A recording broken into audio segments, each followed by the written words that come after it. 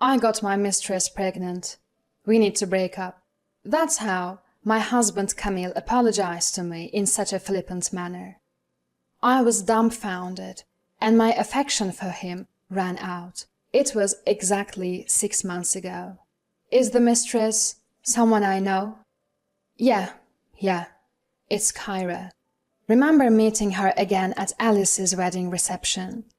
Since then, my husband seemed completely unashamed. Alice's wedding was the year before last. So you've been cheating for over a year? Alice was a college classmate of mine, and the mistress Kyra was a junior who 2 years behind me. She was in the same research group as Alice, and we played tennis together in college, so I remember her well. She was nicknamed Little Devil behind her back, and was quite famous in a way. Huh, oh, is that so? Time flies when you get older. My husband just laughed it off. What on earth is he thinking? I can't understand him at all. I'm Viola, 30 years old. I met my husband in the college tennis club. Despite him being 5 years older at 35, the reason he knew me was that he was an alumnus who often showed up. He loved happy hours, had lots of friends, and was friendly with everyone. He took great care of the freshmen and was a kind person. I only realized that it was limited to girls after we started dating. I was made to cry many times due to his cheating habits back then, but I loved him and married him right after graduation. But once I started working, I got to know the real him, or rather, his useless side. The reason he frequently appeared in the tennis club's clubhouse, acting all high and mighty with the juniors, was that he was completely ignored by his peers. The truth was that he was so incompetent at his job that he wasn't given any serious responsibilities, so he had a lot of free time. Even now, there is no prospect of a raise or promotion. He's just a pretentious good-for-nothing who can't do his job or household chores. He is utterly useless. I tried various things to change my husband after we got married, but his refusal to change made me give up. The reason I hadn't divorced him was not just that work was busy and it was a hassle, but also because his parents were good people, a reason that had nothing to do with my husband himself. So, look, we need to split up quickly because of the baby coming. You can have this apartment, and I'll leave. That's the end of it, okay? I was taken aback with his careless words, and my husband with a sly grin. What? No way. Let's part ways cleanly. This is not a good opportunity.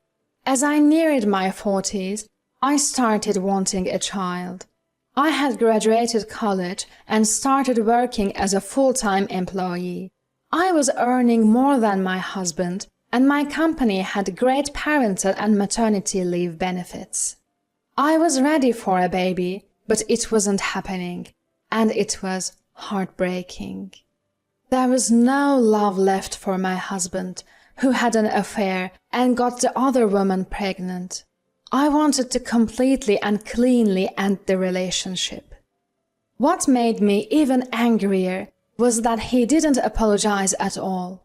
He just spoke his needs and demands without any remorse. It was clearly time to end this unpleasant relationship that had lasted for years. We'll involve a lawyer, ask for compensation, and divide the property. Of course, we'll request something from Kyra too. What? I don't have that kind of savings, and Kyra's pregnant. I don't want to stress her out. Well then, why don't you take on the debt and pay for it yourself? It's your affair that caused this separation, so take responsibility properly. When I glared at my husband, he raised his hands in surrender. I guess I have no choice. Maybe my dad will take on the debt for me.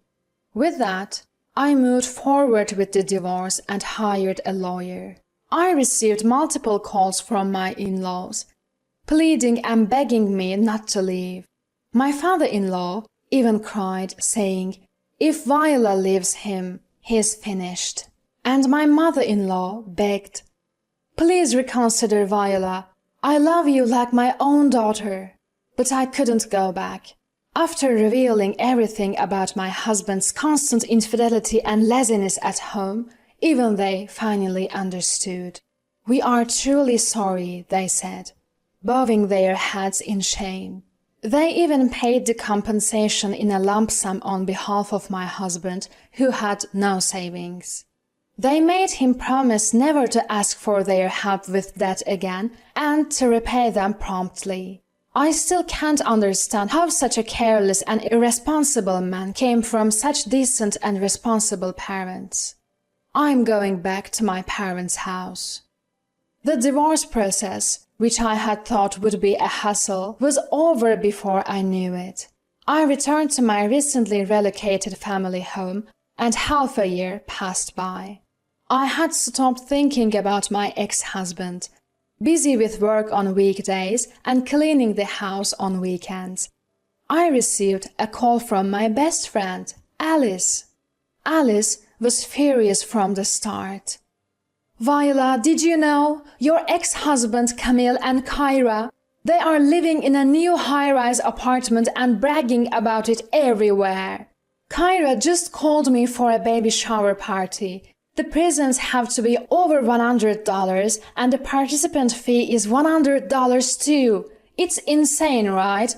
she yelled. I didn't know that Kyra had given birth, and I didn't understand why she had even contacted Alice. My ex-husband knew it, and so did Kyra. They both knew that Alice is my best friend. Why would Kyra even invite Alice? She must know that Alice would tell me everything. When I said this hesitantly, Alice's anger erupted even more. "She did it on purpose, on purpose." That horrible woman said, "I'm so happy now, thanks to Viola breaking up with Camille." Can you believe she would tell me that? She's the worst kind of person. I want to put her in her place somehow. Little devil from our student days has finally grown into a demon, hasn't she? In college, Kyra was a bad woman, meddling with the men of happy couples. Even if couples fought because of her, she kept a calm face. "If they break up just because another girl shows interest, it's not true love, right? They'll break up eventually anyway. So, what's the big deal?" she would say, stretching her words in a saccharine voice, smirking. I pitied her, thinking she had never truly loved anyone, but I wasn't naive enough to get involved with her. I decided to keep my distance. For now, I didn't care about Kyra. There was something else I couldn't ignore.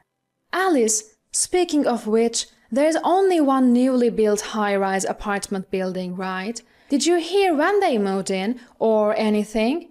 I've never met them. Alice quickly answered. Apparently, it was very recently. They were bragging about getting in luckily because a spot opened up. It seemed someone who bought a new high-rise apartment had to relocate for work and had put it back on the market without moving in. I see. That makes sense then. Viola, your moving day is this Sunday, right? The baby shower party is on Saturday. So, you only have to be careful for one day. There are plenty of elevators, and the entrances might be even different. You're right, we haven't met so far, so it should be fine. Alice and I laughed together, but an unexpected situation still occurred. On Saturday, I ran into my ex-husband and Kyra in the first-floor elevator hall. My ex and Kyra were getting off the elevator, and I was waiting for it. Our eyes met perfectly, and there was no escape. "Hey, Viola, what are you doing here?" My ex-husband was the first to speak. Then Kyra chimed in. Viola, are you here to celebrate with us? You wanted to see our adorable baby, didn't you? Her voice was bright and sweet, her face smiling, but her eyes weren't laughing at all. What? Seriously? You came to participate without an invitation? To observe? To see the high-rise apartment? Or our prince? Hearing the baby referred to as baby and prince was irritating. That's not it. I was just waiting for the elevator, I said, consciously, switching to a polite tone midway. Camille was my ex, but now a stranger, and I didn't want to cause a scene here. Huh? So you're planning to come to my house after all? You are so silly, Viola. Stop being so stubborn. You're probably just jealous that we live in a super luxurious high-rise apartment and that our adorable prince was born. You still love me and feel lonely, don't you? Just admit it, you wanted to see me again.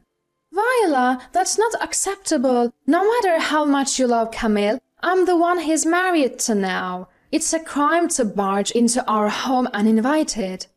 Jealous, are you? Kyra, you're really cute. So sorry, Viola, but Kyra and our prince are my priority now. So you're not welcome here. I hadn't seen my ex-husband in 6 months, and his thoughts were as outlandish as ever. Kyra also seemed completely incomprehensible. My cheating ex-husband and his new lover were a perfect match in a way. I regretted wasting my precious 20s on my ex-husband. I'm utterly ashamed of having dated and married Camille. I wish to bury those memories in darkness. I should have left him sooner. I had not made excuses and just broken up with him. I wouldn't have had to listen to this nonsense from my ex-husband and his lover. I was shocked, but my words seemed to have struck a nerve with my ex-husband. What's that? You're really lacking the charm.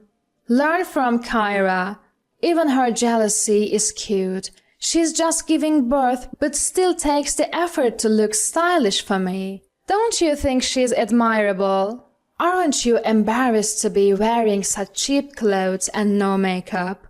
Not embarrassed at all. I was just going to the grocery store. I was wearing a simple white t-shirt and jeans. They weren't ragged, but they were clean. That's exactly the problem. That's why I grew tired of you. Enough already. We have nothing to do with each other. Just go home. Annoyed by my indifferent tone, my ex-husband waved his hand as if shooing a dog or cat. No, this is my house, actually. That's why I was waiting for the elevator. What? Seriously? You're lying, right? Viola, that joke isn't funny at all. Seeing their unbelieving expressions, I had no choice but to explain. I've been living with my parents in this high-rise apartment for 6 months now. My father was approached by the salespeople when there was talk of selling the land he owns here. They told him that living in a high-rise would be more convenient than a single-family home, especially as he's getting older. But it's not like the entire grounds of the high-rise was our land. It was just a part of it. Still, enough money came in from selling in. And during the negotiations, we were able to move into one of the higher floors for much less than market value. What? You are landowners with that much money? If I'd known, I wouldn't have broken up with you. Give me back the compensation money. There was no need for a property settlement, was there? That's a separate matter. The compensation was a result of your affair, and the property settlement was a settlement between us as a married couple. I sighed. Glancing at Kyra, who was mumbling to herself without saying anything, I caught, I can't believe Viola is living in a high-rise. I thought I had totally won. Kyra glared at me and said, But Viola, you don't have a baby or a loving darling, do you? I haven't lost yet. Look, I was never competing with you, Kyra. I'm actually thankful to you for giving me the opportunity to break up with Camille. Oh, and I'm moving out of my house tomorrow, so I don't think we'll see each other again." "What? Why? You just moved into a high-rise." Both were surprised, but I shrugged. Maybe it's a matter of different values. It just wasn't a good fit for my family. I found living in a high-rise wasn't suitable for hanging laundry outside. There are no balconies on the higher floors for safety, and only some windows can be opened. It wasn't suitable for my mother and me, who want to dry our laundry and bedding in the natural sunlight and wind without using a dryer. Plus, the sunlight was intense, and it was too hot even with the air conditioning on. It shakes quite a bit even with a magnitude 3 earthquake. Apparently, the building is designed to sway to prevent collapse, and the higher floors shake more. It was terrifying. Most stressful of all was the daily elevator ride. It gets pretty crowded during the morning commute, and it takes time since it stops on each floor. The advertised 3 minutes walk from the station ends in the elevator. We were too bothered by the drawbacks unique to high-rise living, so we decided to live in a regular house with a garden after all. Luckily, our apartment sold quickly at almost the same price we bought it for. As I briefly explained, both my ex-husband and Kyra grinned. "Oh, so we'll never see each other again. So a high-rise wasn't suitable for commoners like you. It's more suited for an elite celebrity family like mine." I couldn't understand how he came to that conclusion, but one thing became clear. What I grew to hate and gave up on was that part of you. Pretentious, but with no real ability to back it up. Unwilling to change or make an effort. I became utterly fed up with you. But it's okay now. You're unfixable. So, goodbye. I repeated my ex-husband's words, giving them right back to him. Stepping into the just arrived elevator, I glanced at Kyra, who's glaring at my astonished ex-husband and me. Right before the doors close, I add one final remark. "By the way, are you sure the child is really yours?" "What do you mean?" My ex-husband looks at me, utterly confused. "I mean exactly what I said." "Right, Kyra? You know what I mean, don't you?" The doors closed then, so I don't know what happened next. In reality, when we were struggling to have a child, I underwent tests at the gynecologist's, and the results showed no problem on my end. So I started to wonder if the problem was with my husband, but he refused to get tested. That's why I left that insinuating comment. After that, I heard a story from a mutual friend who went to Kyra's baby shower. Despite bragging about living in a high-rise apartment, my ex-husband had been living on the 3rd floor. Plus, despite demanding expensive gifts and participant fees, the only food served were cheap snacks from the grocery store. When a friend softly complained, Kyra reportedly exploded, saying, "You should be grateful to see my baby up close and pay the money, of course." The atmosphere quickly became tense. And even though my ex-husband tried to mediate, things escalated into a massive fight between him and Kyra, resulting in a total mess. All thanks in part to my earlier cryptic remark. It seems my ex-husband and Kyra had moved into a high-rise, but life was tough, and they were trying to swindle money from their friends by fabricating reasons. Apparently, my ex-husband let it slip, and their friends were furious and left. As for me, I successfully moved into a single-family house with a garden and started living with my family. Recently, I began keeping an adorable kitten. Our former high-rise had been found to have significant defects and illegal construction methods, and it's been in the news every day. Now, Even if they want to sell, they can't. We talked as a family and concluded that maybe we were surprisingly lucky. I'm very happy now. My ties with my husband are severed, and I've achieved peaceful days. On a day off in the afternoon, as I fold the completely dry laundry, my kitten sometimes falls asleep on the clothes. Seeing that adorable sleeping face, I think to myself, today was another good day.